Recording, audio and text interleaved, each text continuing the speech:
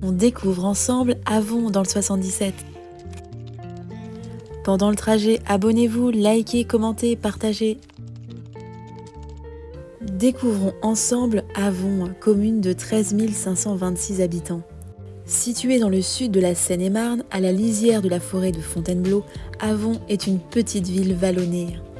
Très liée à Fontainebleau, les deux communes partagent une enclave limitée entre la Seine et la forêt. Cette proximité a façonné le territoire au fil des siècles. Depuis le milieu du 19e siècle, des règles strictes de protection du domaine forestier ont mis fin au projet d'extension de la ville, permettant de préserver un cadre naturel et une qualité de vie proche de celle d'un village, tout en offrant les services d'une vraie ville. Avon a su garder une âme et un charme particuliers.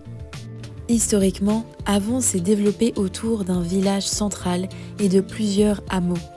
Elle a obtenu son statut de ville dans la seconde moitié du XXe siècle.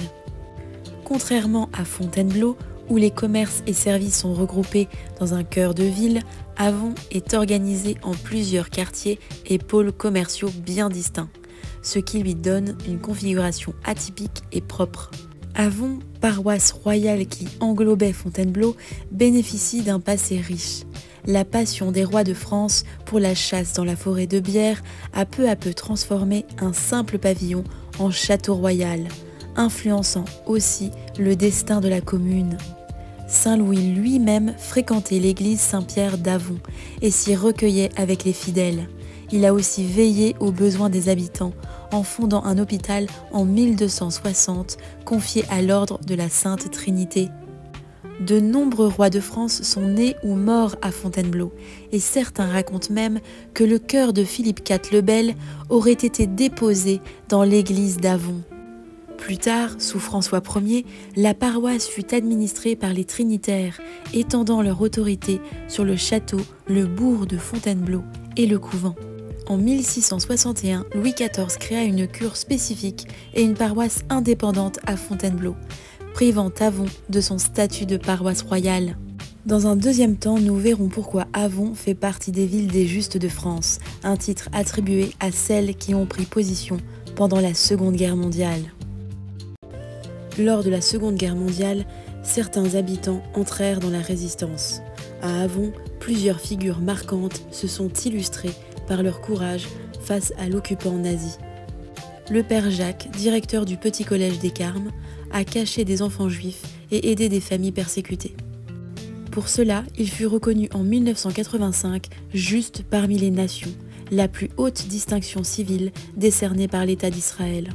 À ses côtés, Rémy Dumoncel, maire d'Avon, et Paul Matteri, secrétaire de mairie, furent arrêtés et déportés pour leur rôle actif dans la protection des Juifs et des réfractaires.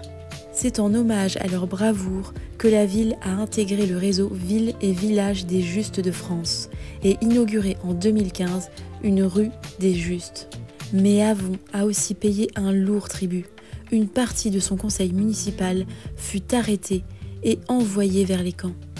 Grâce à l'ouverture des archives, après 60 ans, on a pu découvrir l'ampleur de la persécution dans cette commune. Identification des familles juives, spoliation, arrestation et déportation. Deux communautés cohabitaient, les Ashkénazes et les Séfarades. Parmi les victimes, Zelik Gringil, un tailleur polonais, fut déporté en 1942 et déclaré mort à Auschwitz. Des enfants juifs réfugiés à Avon ont également connu un destin tragique. Cécile Nomberg et Marcel Hellmann, confiés à une famille avonaise, furent arrêtés et déportés à Auschwitz en 1943. Cependant, certains connurent une fin plus heureuse. Des Juifs survécurent cachés dans le sanatorium d'Avon, dirigé par Madeleine Herzog, qui aurait œuvré avec les réseaux de résistance et le maire Rémy Dumoncel. En conclusion, l'histoire d'Avon est marquée par un mélange unique de grandeur et de résistance.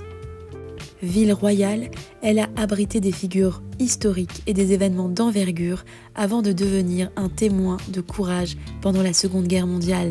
Son passé lié à la royauté et à la résistance héroïque de ses habitants illustre parfaitement la richesse de son héritage. Ce passé noble et résistant fait d'Avon une ville à la fois historique et résolument tournée vers l'avenir. Alors, qu'avez-vous pensé de Avon ? Abonnez-vous pour plus de découvertes en Île-de-France.